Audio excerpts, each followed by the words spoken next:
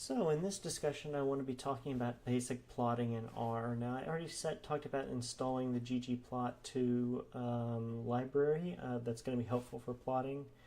But basic plots in R, you don't really need ggplot2 for. You can just say plot, and you give it the two variables you want to plot. So the first variable is like customer churn $length, and the second one is churn $CS calls. That's what's going into this function here. And in this function, essentially there's going to be no, basically this is the x variable, this is the y variable, and it will do a little scatter plot for you. The basic plot in R would look a little something like this. It's being covered up by my face right now, so let me open it up here so you can see it. So this is what a scatter plot looks like in R, your basic built-in scatter plot. It looks awful. It looks terrible because it's got these stupid little circles representing the data points. It's not labeled on the axes. It doesn't have a nice formatting. It just looks really bad. So don't ever show anybody these plots, but if you just want to get a basic scatter plot to see what the relationships are, you can kind of see it here. Here it doesn't really look like there's any relationships. There's no clear like one line linear shape or anything like that. It just looks like a big blob of circles. That's pretty much there's very little relationship going on here. You can see that the churn CS calls takes integer values because it can only be a 0, 1, 2, 3, 4. It's got to be a value that's a whole number. But other than that, I don't really see any relationships here.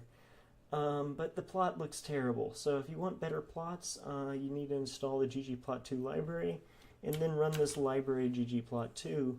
And that's going to pull in the ggplot functions and a bunch of other stuff. So the ggplot functions are basic functionality for doing different plots different ways. All the code that you really need to run to get a plot going is this code right here that I've highlighted. You don't need the scale x continuous and the scale y continuous. That stuff is just me changing the axis labels. But basically this is the syntax for doing a basic plot. You just call ggplot2, you give it your data, and then you're supposed to specify aesthetics. This goes back to the Grammar of Graphics, which is a book by Leland Wilkinson.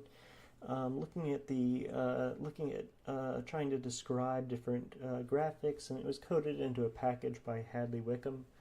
But basically this is the kind of syntax that you learn and you get comfortable with. And so it's there's this AES goes here, and then you say specify x equals, and you give it your x variable. You specify y equals, you give it your y variable.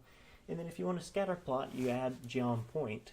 You can also add other geom line and geom, different lines and curves and other things. But for right now, we just want a basic scatter plot. So geom point is the other thing that we're going to add. And so it's going to produce a plot that looks something more like this, which is much, much better.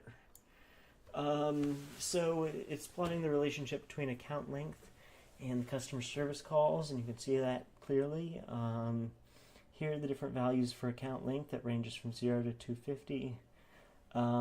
It's still just a blob because the data is the same, but it's a blob that looks a lot more, just looks a lot better. So this is the way of really adding plots to your figures and things like that.